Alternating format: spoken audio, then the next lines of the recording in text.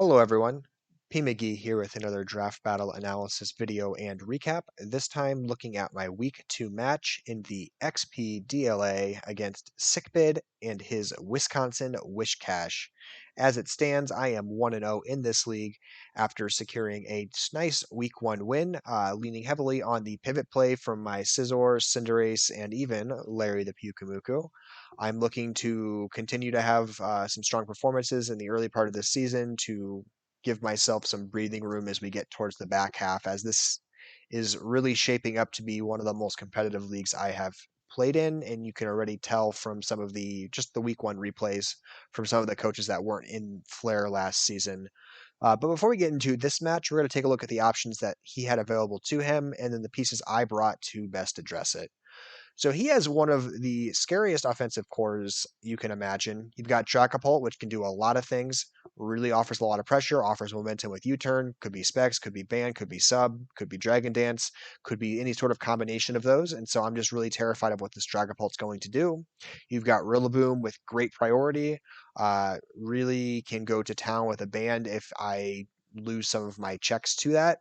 And then, of course, something that it's pretty much impossible to switch into is the Mega Metacham. If that shows up, it's just going to exert tons of pressure. I have a hard time managing it as I don't have a bulky psychic with some sort of recover. If I had that, then it wouldn't be as large of a concern, but my team lacks that piece, and so I'm really, really wary of it. And then he's still got a really strong defensive backbone with Blissey, Heatran, Gliscor. Gliscor, Heatran is a really hard combination to break. It's really hard to get a clean attack onto either of them as they have really good coverage for most things except for water, which I regrettably don't have an offensive water piece, as Pyukumuku does not really have that option.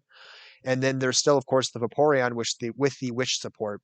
Some additional pieces that I'm not really expecting too much out of in this match, but he does have available is the Zweilous, who has no reason to show up, but I guess it's Amon.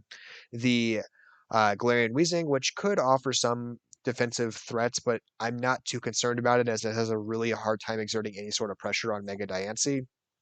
And then the Stunfisk, again, not overly concerned about it. It doesn't really threaten me as I don't have a lot of contact moves that would be worrisome, but it's there to exert pressure if I'm not too careful. So that's his team. I'm namely concerned about the top 5 on the upper portion of the screen, and then some major concern about the breaking power of Metacham if I can't address it too well. With that in mind, we'll get into the team build. Mega Diancie obviously is going to be here this week. I'm running a really peculiar set. So I can't run Special Diancie. If I run purely Special Diancie, Blissey just walls me out easily. Can't break Blissey if I don't have a physical attacking option. So I'm going to go max attack, but still be a hasty nature, and I'll explain why that's hasty nature in a moment.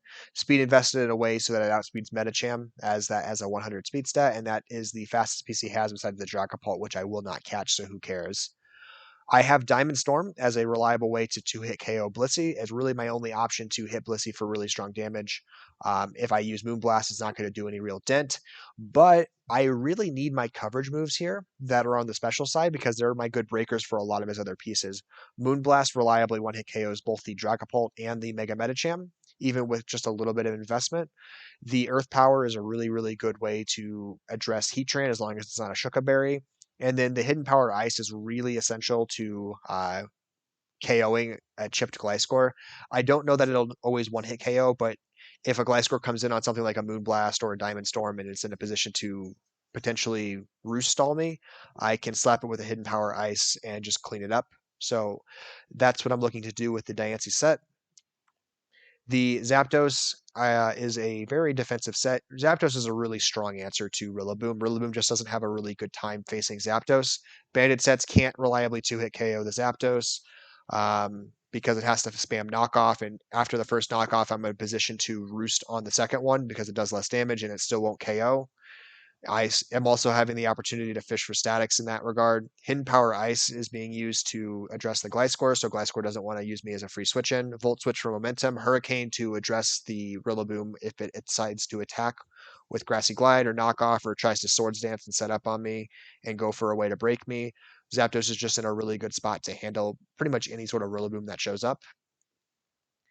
Silvally, Ghost. So the primary reason for the Ghost Silvally is that it disincentivizes the high jump kicks that Mega Medicham would otherwise need to run. It kind of needs the braking power of some high jump kicks to push through a couple of things. Drain Punch isn't that overly effective in this match. Drain Punch won't one hit KO Diancie, high jump kick will. So those kind of options on predicts are better for him if the Medicham shows up. And so this way I at least have a way to punish that if he's going to overly commit to high jump kicks. It is in a spot to not be two hit KO'd by any of the other coverage moves. I think Zen Headbutt might be able to push through it, but I don't expect Zen Headbutt here. Really expect if a Medicham shows up, it's going to be Bullet Punch because it one hit KOs Diancie pretty well. Psycho Cut because it's not a contact move, so it's a way to exert pressure on Zapdos without having to deal with the static potential. High Jump Kick for the mega damage, and then I believe Ice Punch was his best coverage move here to really punish Zapdos hard, Nidoking hard, Honchkrow, Chestnut, really hit a lot of my pieces for really strong damage with minimal risk outside of the static on Zapdos. And then I'm running my Silvally Ghost kind of as a mixed attacker, multi-attack, reliably one-hit KOs Medicham, so that's just a really easy move to click if I get into that situation where I'm 1v1ing it. Ice Beam won't one-hit KO the Gliscor, but it'll do a lot of damage and put Gliscor in a really dangerous predicament. U-turn for momentum, and then Defog for hazard clearance because I needed a lot of coverage moves on my Zapdos. I wanted to be able to clear hazard still, as my team could be threatened by rocks, especially as we get down the line towards some of my other members. Really kind of an assortment of EV investment. HP and defense are the primary two, just to give me as much survivability as possible against the Mega Medicham, and then just a split between attack and special attack to get some damage done. I even sprinkle a little bit of EVs into my speed. I outspeed non-invested Heatran even as a negative nature, but I know Heatran could creep, and so I'm just trying to creep a little bit, even though I don't expect him to specifically count for negative speed nature Silvally. I don't know where his Heatran is going to wind up in terms of its speed tier, so I'm trying to guess that essentially.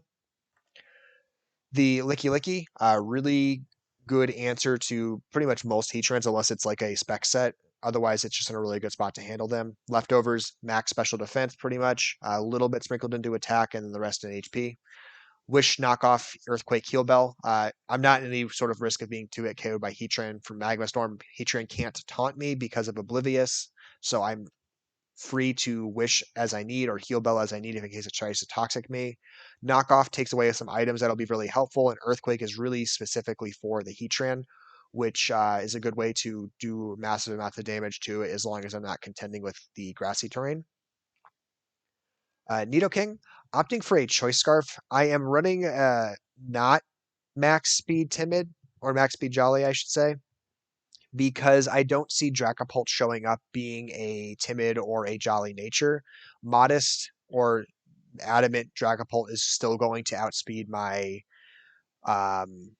Cinderace, which is the fastest piece on my team. So he doesn't need to invest in all that extra speed unless he's very specifically trying to get past potential scarves. Nidoking, if I ran a Jolly Nature, could outspeed max speed Dracopult, so I don't see him wanting to concern himself too much whether he is going to outspeed an adamant or a modest Nidoking with a scarf.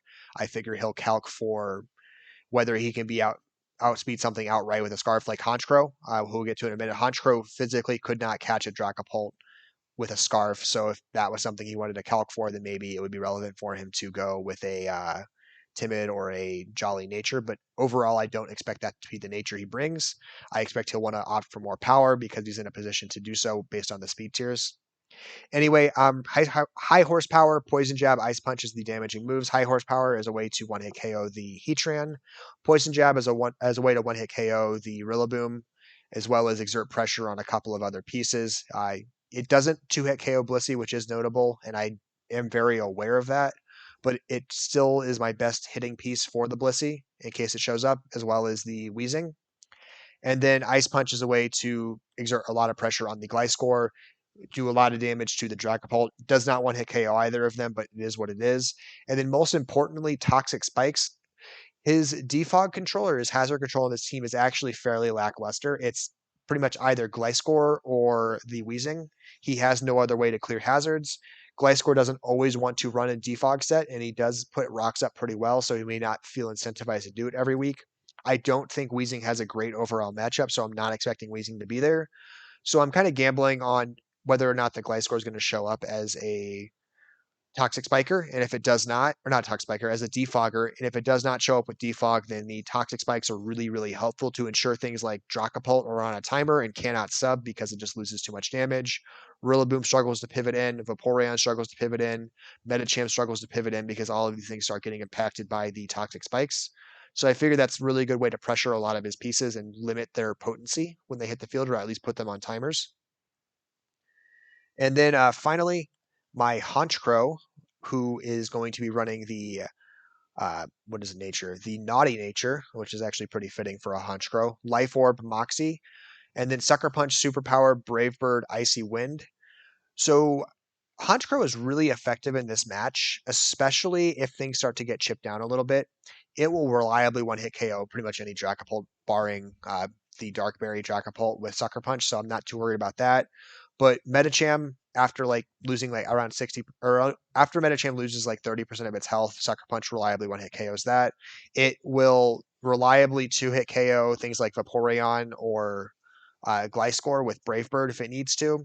It is a roll to one-hit KO things like Heatran, depending on its HP or its EV investment in special defense or defense, and then it is a roll outright to KO any Blissey with superpower. So it just does a lot of damage. It threatens to take off after a Moxie boost if the pieces aren't there to check it anymore. And so it just has really good stab options with the Sucker Punch and the Brave Bird superpower, like I said, for pretty much specifically Blissey, because I do not want to have to Brave Bird Blissey all that much unless it's really low on health, because the recoil damage plus the Life Orb damage is just going to sting a lot. And then I'm opting for Icy Wind as my last coverage move. I'm not in a position to reliably outspeed the Gliscor. In fact, I don't even catch uninvested Gliscor speed stat. So Gliscor is going to outspeed me. That's just an outright fact. But what Icy Wind is going to allow me to do is put it at a spot at -1 where I now outspeed it. I don't outspeed Medicham at -1. I don't see that as being an overly relevant calc. The thing I want to do against Medicham most of the time is Sucker Punch it. Maybe Brave Bird if I expect it to Bullet Punch, but I don't expect to be in a position where I can Icy Wind it, and then that's a better position for me to be in against it. So I'm not too worried about that. I am speed crept in a way to try to creep past Heatran depending on its investment. So if Heatran isn't overly invested in speed, I'm going to outcreep that, and then Superpower threatens to one-hit KO, which is helpful. So that's the team. That's what I assembled. That's kind of what I'm going for in this match, is just trying to check a couple of his offensive pieces with my Zapdos, Silvally, and Licky, and then pivot into my offensive breakers with Diancie, Nidoking, and then Honchkrow, who may only show up for this one game this season. And I wouldn't be surprised if Honchkrow never comes out again, but it has a decent matchup here, and I want to see if I can maximize that. So we'll get into this match. I'll break it down as it goes along. It's not overly long, I don't believe, so it shouldn't be too bad. I opt for a Diancie lead here. The main reason is I'm kind of hoping he leads with Blissey. He doesn't have a switch out if he leads with Blissey. My Diancie just gets to click Diamond Storm for free, and something is going to be pretty reliably two-hit KO'd, with the exception of Vaporeon, who I don't always reliably two-hit KO depending on the EV spread. If it's a defensive Vaporeon, I probably don't. But it just does a lot of good turn one damage if I'm able to get a Blissey lead. I don't want to take a risk on Scald, so I'm just going to flee straight into my Zapdos because I don't want to be at risk. He flip turns, does not proc the static, unfortunately. The Dracopult comes in. I'm going to go to Licky just to scout. I figure that's my best option. I'm actually really nervous the second the Dracopult shows up, because if it's a Dragon Dance set and I flee, I'm in position to potentially be run over. If it subs, I'm okay with Licky because I can spam knockoffs to break those subs. Earthquake from Licky actually will break uninvested or non-defensive invested Dracopult. So if Dracopult's just like purely invested into attack and speed, maybe sprinkled a little bit in HP, Earthquake's still in a position to break those subs. But anyway, Draco Meteors, which is best case for Licky. Licky is here to specifically deal with things like special Dracopult, so Licky is getting the right amount of utility early on. Going to go for a Wish here on the Rillaboom because it's a free window to Wish. I don't have Protect, so I need to flee here. Unfortunately, I won't be able to get the Wish support back. Zapdos comes in to get healthy. Heatran comes out. Heatran's got a Lava Plume here. What this tells me outright, and this is a real concern for me, not information he has necessarily, but information I'm aware of, is he's outspeeding my Zapdos. The concern here is that my Zapdos has a base 236 for uninvested. And so this tells me it's pretty much a full speed Heatran, and that it is going to outspeed both my Silvally, who I thought might creep it, and my Honchkrow, who I thought might creep it. So outright, the Heatran is outspeeding two pieces I was hoping it, or it's three pieces I was hoping it wouldn't outspeed. This is actually a pretty problematic speed stat it's at right now. And if he can do a lot with that if I'm not too careful. So I need to be aware of that Heatran speed stat for the rest of this game, but it's going to be an immediate concern of mine. I'm going to Volt Switch for momentum, get into my Nidoking. I fully expect here when I bring in my Nidoking, he's going to flee or protect or something else. He's not going to let his Heatran take the hit. I've already confirmed this Heatran is leftovers, which is helpful, so I know it can't survive a ground attack from Nidoking, and it knows it can't survive a ground attack from Nidoking. So I know it's in a position where it either has to flee or protect. And so I'm going to hard call that, put up some toxic spikes on turn 2 or turn 6, which is really helpful for my game. Obviously, Gliscor is here, so Gliscor could easily defog those away, and I'm aware of that, and I'll have to keep an eye on it. But I'm not too worried about that because it forces Gliscor in, it forces certain situations by him to react. It prevents things like the Dragapult or Rillaboom from hitting the field until these T-Spikes are addressed, which is really good for me to assert field control. So overall, I'm really happy with that exchange. I know he's going to switch out here his Heatran. I expected he would go into Gliscor to try to defog those right away, and my Nidoking was no longer in a position to address the Gliscor as I'm, like I said, choice locked in a choice scarf. One of the other reasons I opt for a choice scarf too over, say, like a life orb is I fully expect the Gliscor to run enough speed to outspeed my Nidoking, and an uninvested Gliscor with Earthquake is still going to pretty reliably one-hit KO my Nidoking unless I go really, really defensive or run a Shuka Berry. Either way, not a great spot for Nidoking, and so it just is a spread I expect his Gliscor to show up with, and so I'm not going to be overly ambitious with my Nidoking as a way to break it unless I'm in a good position to click Ice Punch later in this game. Anyway, I hard call the Gliscor going to come in. I go straight into Silvally, who has Ice Beam to work with, and I figure it could be useful for damage. He's going to effectively scout that, which is good on him. Prevents any sort of shenanigans from happening. Heatran's going to come in and just kind of stall, and I'm not really in a great position to deal with this Heatran stalling. I'm going to start fishing for damage just to try to break this. The notable thing here, and the reason I'm being a little bit sacrificial with my Silvally, is that Medicham doesn't show up. I'm not quite sure why. I think Medicham overall has a really great matchup against me. I expected it would be there. So I'm really fortunate it's not. I expected actually Rillaboom not to come because I had really strong answers to Rillaboom with my Zapdos and my Scizor if my Scizor decided to show up. So I actually thought the Rillaboom may not come in place of the Mega Medicham, but I'm content with what happened here. Anyway, my Silvally is very much non-essential to me in this game now, outside of trying to spam some Ice Beams, but I'm not really seeing a lot of windows to do so. And so I'm just trying to break this Heatran down a little bit so I can get rid of it later in the game. But he's protect stalling, which is really effective by him. It's really slowing my game down. So I'm going to pivot out in a second here on a hard call that he protects again. And I'm going to come in with Licky Licky, who I need to get some wish support up with. And I know the Heatran isn't in a position to deal with the Licky Licky. Gliscor is going to come in here. I'm going to opt for a knockoff on this Gliscor here. And the main reason I am going to opt for this knockoff is that he's brought Vaporeon and he has brought Blissey, both of which could run Aromatherapy or Heal Bell. And so if they run that and I've bopped the item off of the Gliscor like I just did, then the Gliscor is going to be cured of its toxic status. I don't really have any toxic users on this team. So if he's forced to Heal Bell later in this game, then the Gliscor is going to be without status for the rest of it because I'm not going to be giving it to him. So I just figured that could be a really good opportunity late game if this ends up being a slower game to just mitigate the effectiveness of Gliscor as a wall. Anyway, I take its item off. I expect it's going to pivot out.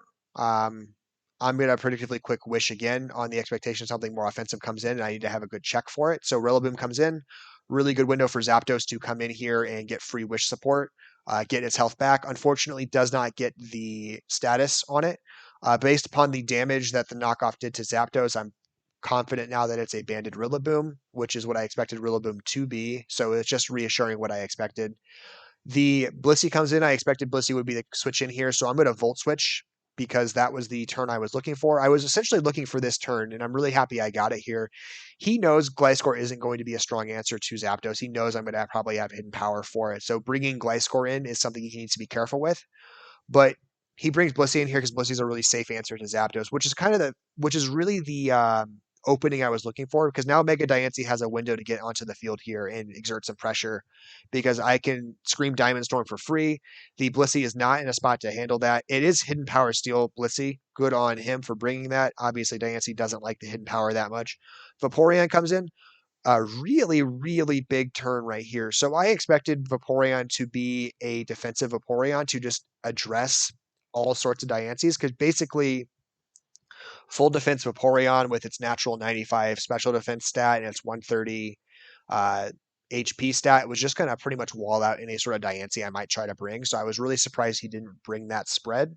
He brought what appears to be a more specially defensive Vaporeon, and so the benefit of that here is that it is going to be reliably two-hit KO'd by my Diamond Storm, and now he truly has no switch into to Diancie every time Diancie hits the field safely. So Diancie gets to pick up a nice easy KO. Really big for me. Dragapult comes in. I know I can't stay on Dragapult. He does a good job of forcing a hard call. I expect if Dragapult's going to attack, it's going to Shadow Ball here. Obviously, it can't Draco Meteor. There's no advantage to clicking Draco Meteor in front of the Diancie in case I do stay in. So I know I'd either Shadow Balls or it pivots out with U-turn or something like that. So Honchkrow felt like a really safe switch in this window because I knew I would get either Honchkrow for most of its health still there, or a situation like this where he hard switches as well and Blissey comes in. Honchkrow gets the Brave Bird for free, pick up a really easy KO. Takes a lot of damage though just because of the health on Blissey. I did talk about that. Dracopult comes in. This is obviously not the ideal play for him. I know this is Specs Dracopult based off of the turn one or the early Draco Meteor damage on the Licky Licky. So I know I'm in a really, really strong position to click Sucker Punch here, and he doesn't have a lot of solutions to that. I'm going to click Sucker Punch, another very free KO for Honchkrow. Honchkrow's in a really good spot now. The Rillaboom's going to come in. I'm going to switch out here. It's banded Rillaboom, which I know it to be from early damage. I'm not. I'm a Honchkrow. Honchkrow has like a 50 something 8 or defensive stat, so a banded Grassy Glide from the Rillaboom is going to KO Honchkrow, and it is going to go first, most likely. I don't think I outspeed uninvested 85 base stat, which is what Rillaboom is. So Rillaboom is still in a position to go first with its priority attack. It's in a position to KO my Honchkrow, and so I decide not to take the risk. I'm up in the numbers right now. I don't feel the need to be greedy with the situation I have. So I'm going to pivot to Zapdos as a safe option. And he does Grassy Glide, so he would have killed me there if he had gone, or if I had stayed in. The Roost to get my health back on Heatran. Heatran, I believe, is going to Protect Stall here to get more of its health back with the Grassy Glide boost, or Grassy Terrain bonus as well. So Heatran's really just staying bulky and becoming somewhat problematic. The nice thing about my Zapdos here is that I underspeed, and then I get to kind of scout out the attack and then get a safe pivot into Honchkrow. So I make a bluff here. I already showed that my Honchkrow is not faster than my Zapdos, and the Heatran outspeeds my Zapdos. So what I'm doing here is I'm just straight up bluffing the speed stat of my Honchkrow to suggest that I am a faster Honchkrow than I've let on. I am not in a position to outspeed this Heatran. It will go first. It will KO me with Lava Plume, but I feel like I'm in a position to gamble that and kind of exert some, uh, I guess, fake pressure. If he decides to attack here, I'm obviously in trouble. He protects to scout out what I'm going to do, which I click Superpower. Heatran knows it can't take a superpower from the Honchkrow based on the damage I'm doing. So it thinks I am faster. It knows that superpower is going to KO it. And so I know I can scare it out here, which is the really important thing. And I am going to predictively call that and click Icy Wind on the expected Gliscor switch in, which is what happens. Gliscor, based off that damage, is very clearly not invested in its special defense stat all that well. I believe it's probably pretty much a speed and HP invested Gliscor, maybe with some extra EVs sprinkled around. But the good news here is that I get this the speed drop, and then Icy Wind now is in a position to really freely KO, and he doesn't really have a switch into Icy Wind. Rillaboom doesn't want that Icy Wind either. Heatran can come in and take that Icy Wind, but the danger of Heatran doing that is now Heatran will absolutely be slower than Honchkrow. So now I'm in a really good position to just spam Icy Wind here. And I do so, get a KO on Gliscor as well. Really strong spot for me. Honchkrow is at a pretty weak point in this game. And then now what I'm going to do here, because I no longer need this Honchkrow, my Zapdos is a little bit chipped, and so I don't want to take double knockoff from a Rillaboom here if it decides to knock off. I'm going to stay in with Honchkrow and just click Sucker Punch to do a lot of damage, and pretty much just sacrifice my Honchkrow at this point in the game to make room. He's going to come in with his Heatran because that's all that he has left. I'm in a really good spot here with my Nidoking to just click High Horsepower. I don't know whether or not I'm going to KO this Rillaboom at 23%. My guess is no. High Horsepower is not affected by the grassy terrain, so I'm not going to get nerfed in that regard. So the reason I'm running High Horsepower is because of grassy terrain. But he doesn't really have a switch in at this point. I can pretty safely click High Horsepower here and then pick up this KO on Heatran or Rillaboom if it was Rillaboom to show up. The Rillaboom comes back in later. I'm going to go back in with my Zapdos because I'm in a really good spot to wall it. I finally, at a really irrelevant point in the game, get the paralysis proc for the Rillaboom. And then I'm going to close it out with Hidden Power Ice because that's a really safe move to click.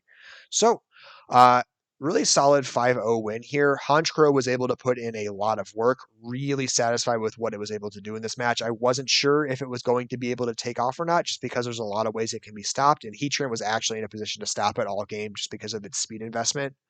But really, really happy with what Honchkrow put out. Really satisfied in that regard. And then I was willing to throw it away at the end just to kind of preserve momentum and not put Zapdos at a risk of being KO'd. And then Diancie picks up its first kill of the season, I believe, on the Vaporeon. Nidoking picks up its first KO of the season on the Heatran. I don't bring any of my KOers from last week. Week 1, Scizor and Cinderace got all 6 of the KOs. They don't show up in week 2, so I got to spread that a little bit. Larry, unfortunately, had to stay behind this week. I could not fit him into the team. There was just too many concerns that Larry couldn't address as well as I needed him to. But Licky Licky shows up, does exactly what I want Licky Licky to do, which is keep Heatran in check and keep Special Dragapult in check. So overall, really satisfied with how things are playing out. Zapdos continues to be a really effective wall who I'm very satisfied with. And I am 2-0, positive 7 differential. I will be playing the number 1 differential leader next week at 2-0, positive 10 differential for him. Here we stand is his name. So I will certainly be getting tested again in this really, really competitive season, and I will see if I can continue to keep this win streak alive. So stay tuned for more.